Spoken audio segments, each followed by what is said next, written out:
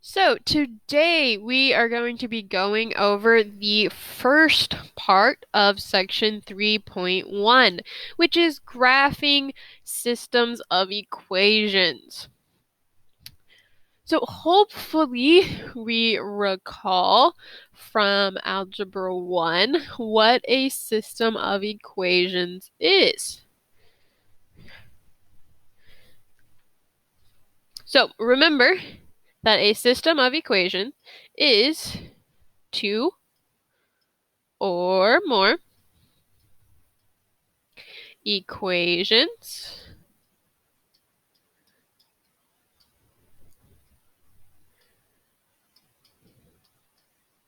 with the same variables.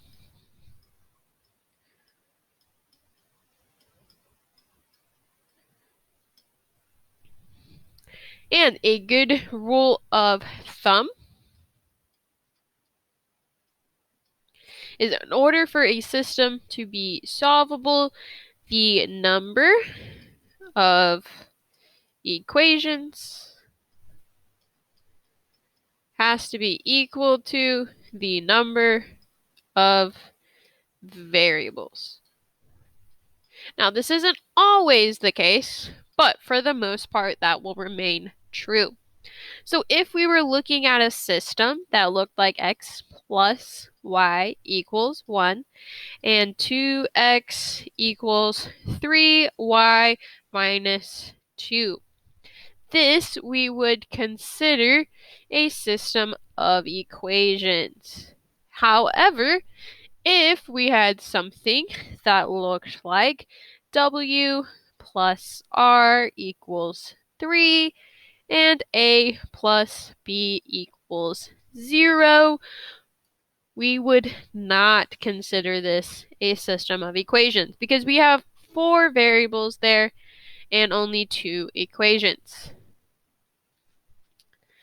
So the first method that we're going to use in order to solve systems is going to be to solve by graphing. So we have in our first example 2x minus y equals negative 1 and 2y plus 5x equals negative 16. Both of those are linear equations, so we're going to have lines for our graphs. The only problem is right now, neither one of those equations is in a form that is going to allow us to graph it easily.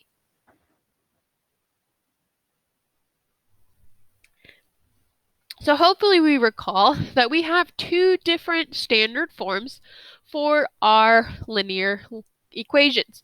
The first is point slope form, and which is our more commonly used one. And our second is slope intercept form. Now, a lot of times your slope intercept form is the one that students feel more comfortable with. However, you will see both. But for today, we will be using our slope intercept form. So just a side note. Remember that our slope intercept form is y equals mx plus b, where m is our slope and b is our intercept. So we're going to go ahead and change both of these to slope intercept form. So I'm going to move my 2x over by subtracting.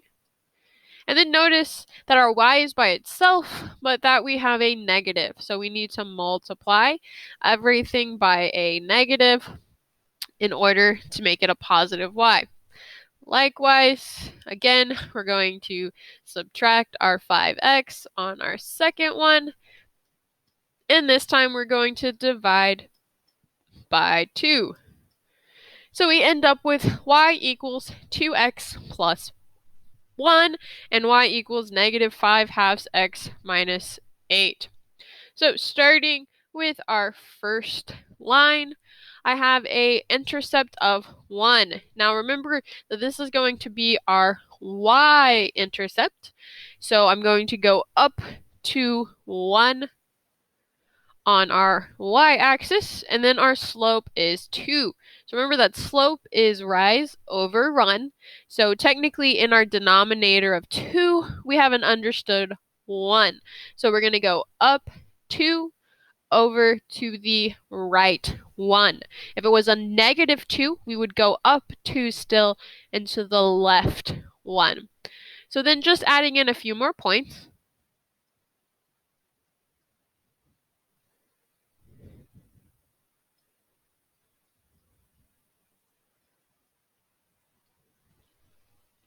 And we're going to connect them with a nice kind of smooth line. Again, making it as straight as possible. Hopefully, when you are doing your work, you will have access to a ruler or even a piece of paper that will help you make sure that that line is fairly straight. All right, now moving on to our second line, we have y equals negative 5/2 x minus 8. So again, we want to look at our intercept. This time it's negative, which means we're going to go down our y-axis. I'm going to put my intercept there. And this time we have a negative 5/2. So that means that we're going to go up 5. And we're going to go over 2. But remember that because it's negative, we do want to go to the left.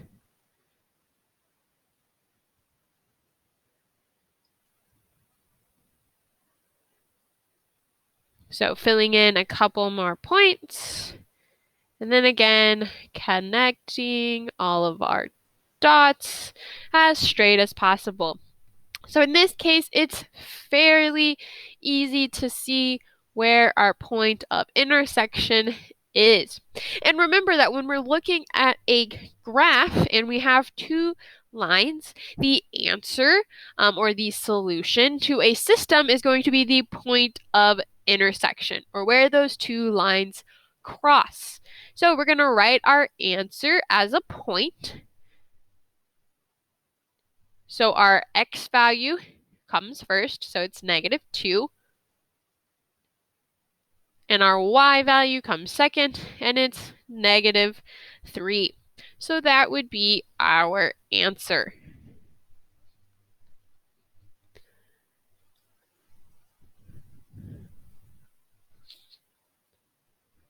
All right, looking at our second example, we have negative 3y plus 8x equals 36, and 6x plus y equals negative 21. Again, these are not in a form that's going to be super easy to try and graph, so we're going to go ahead and rewrite them in our slope-intercept form. So starting with our top equation, we're going to move that 8 over to the other side. So we get negative 8x plus 36. Then we're going to need to divide both sides by a negative 3. So we end up with y equals, our fraction is going to become positive because we have a negative divided by a negative, and then we're going to have minus 12. So then looking at our next one, we're going to move again that 6 over minus 21. Now, if we look at our intercepts, we have a negative 12 and a negative 21.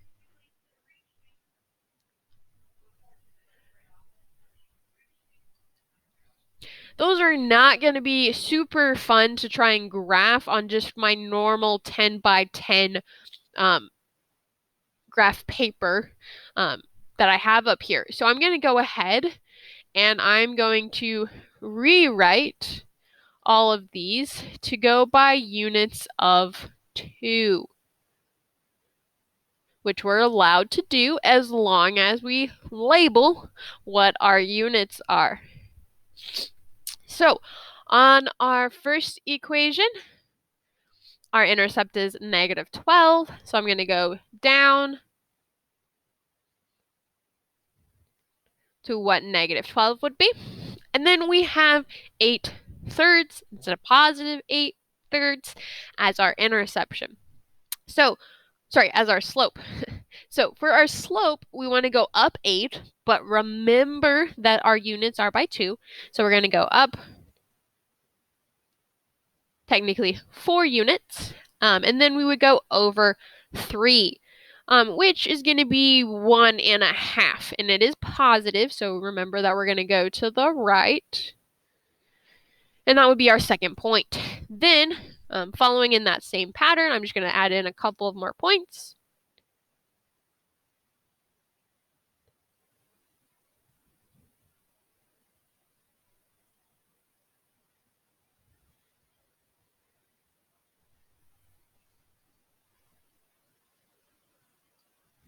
And connect those as best as possible.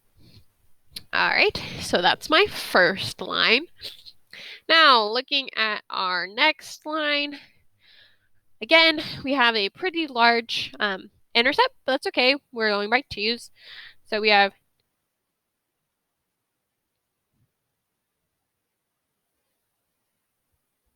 technically it's going to be right here in between my 20 and my 22. And then we're going to go up by a negative 6. So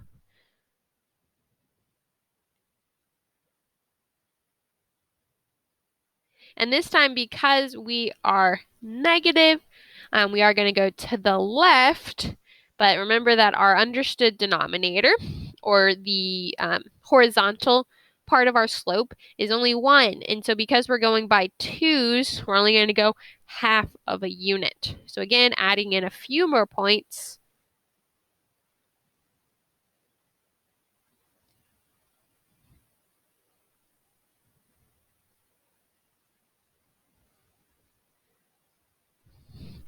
And connecting those as best as possible.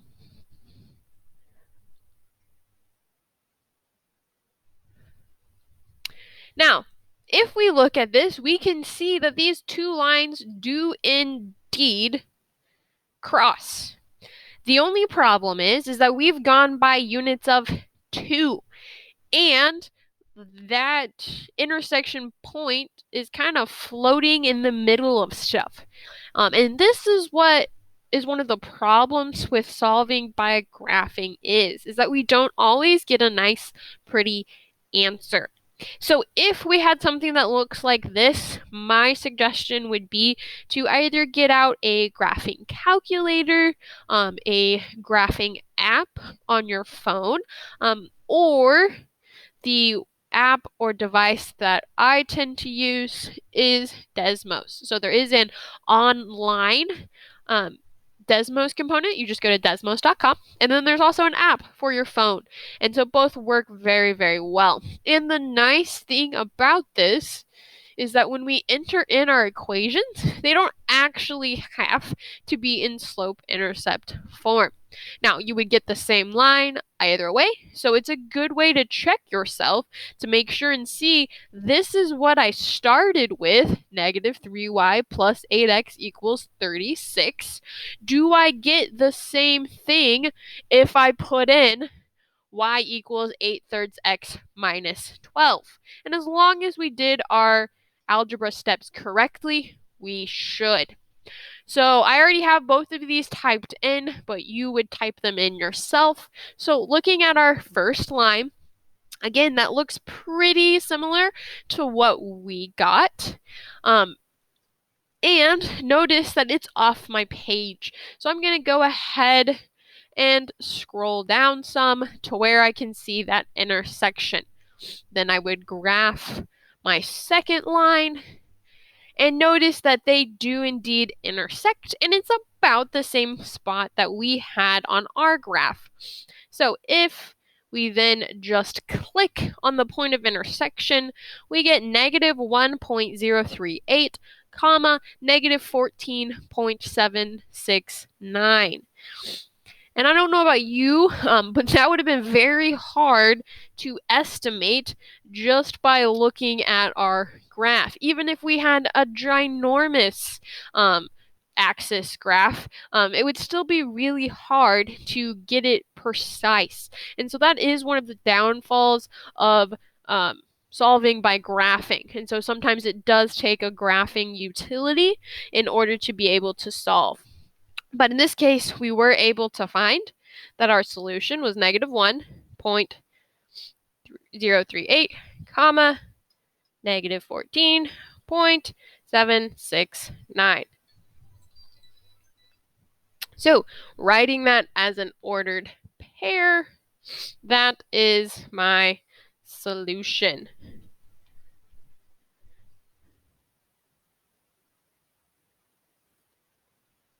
All right, so now going on to our next example.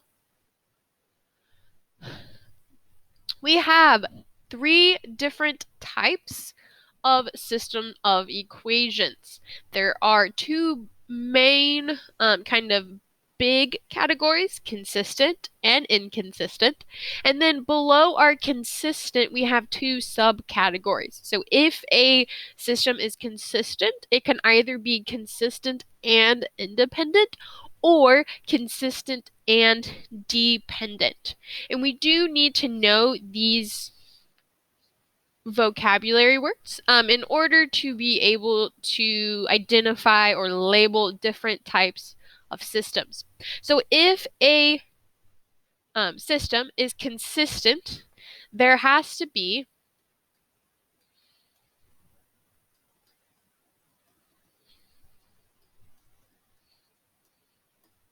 at least one solution. On the opposite end of that, if a system is inconsistent, that means that there is no solution.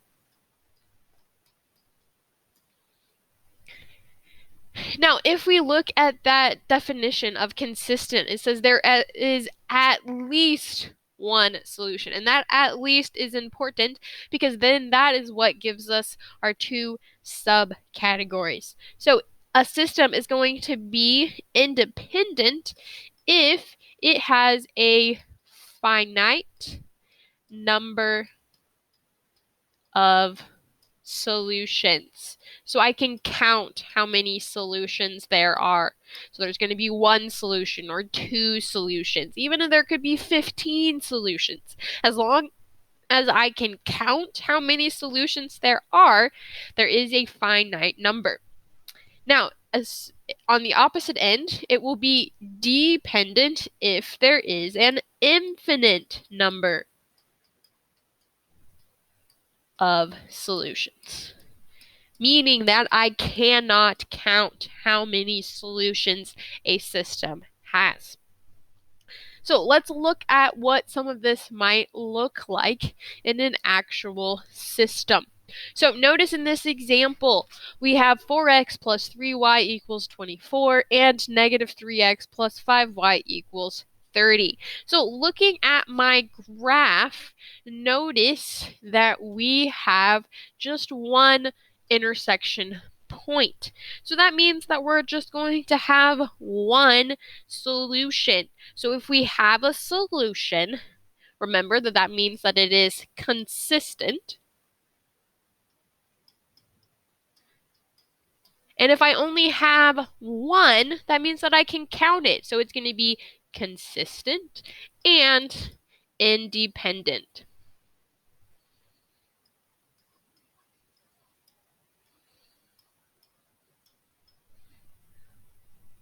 All right, on our next example, again, we're labeling it.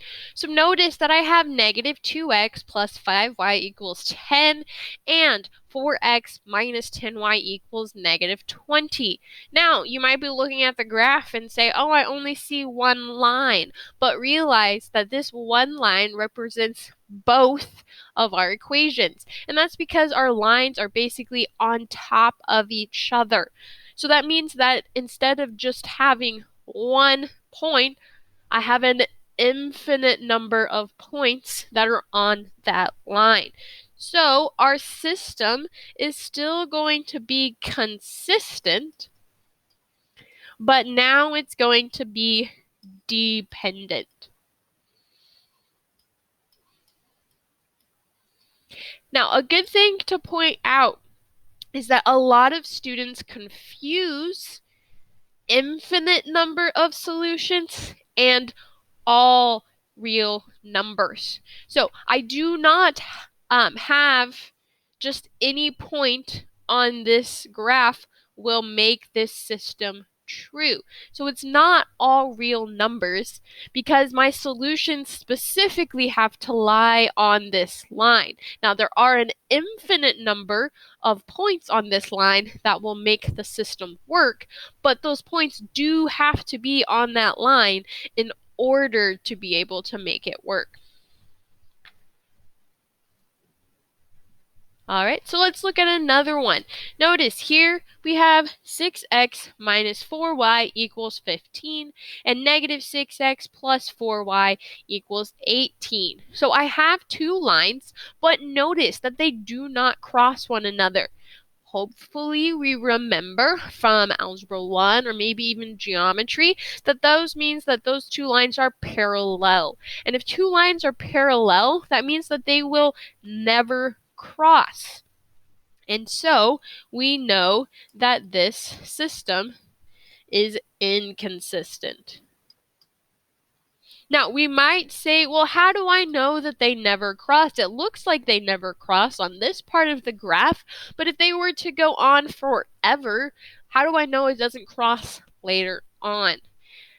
And what we can look at is our slope of those two lines. So remember that in order for two things to be parallel, they have to have the same slope, but a different y-intercept.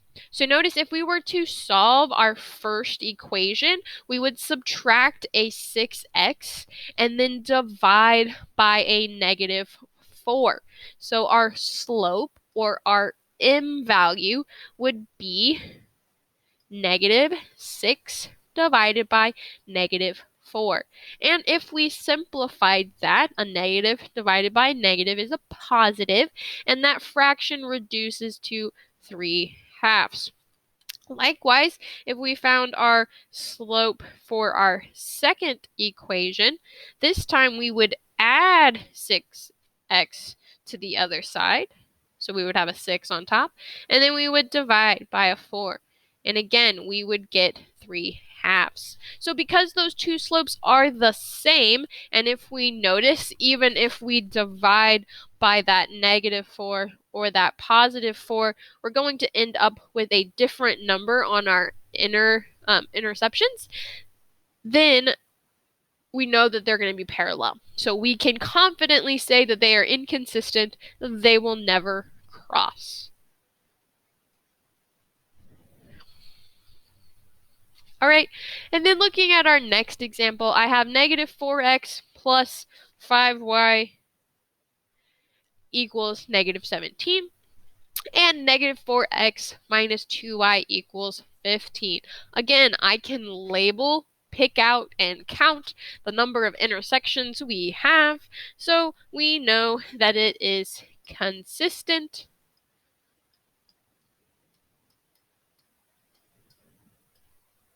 and independent.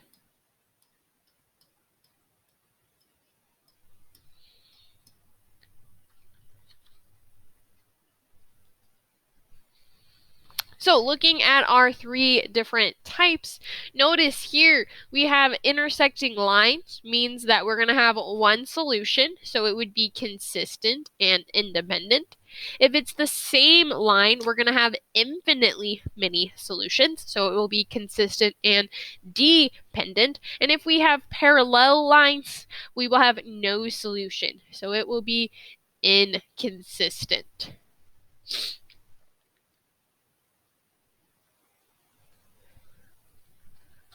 Now, one last thing before we go, something to look for. Now, we don't always have to completely graph two equations in order to be able to label it. So on our first example here, where it's consistent and independent, notice that in order for those two lines to cross, we would have to have different slopes. It doesn't matter what the intercepts are, as long as they have different slopes, they will cross somewhere on our graph. Now, in order for them to be the same line, they would have to have the same slope and also the same intercept.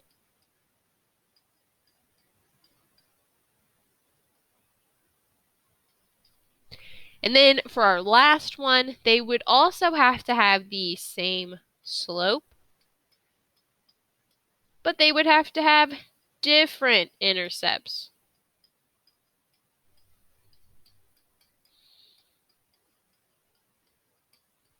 So this means that even without graphing something, if I can identify a slope and an intercept for both of my equations, I can identify the type of system that it's going to be. So one, if a question just asks you to label the type of system that it is, you don't have to spend all the time trying to graph it. You can just look for the slope and the intercept. And then two, it's a good way you can check yourself. So that way, even if you do graph it and we end up with something that looks like it's parallel, but I look and they don't have the same slope, I know that they're going to have to cross somewhere. It just might be farther up or down the graph.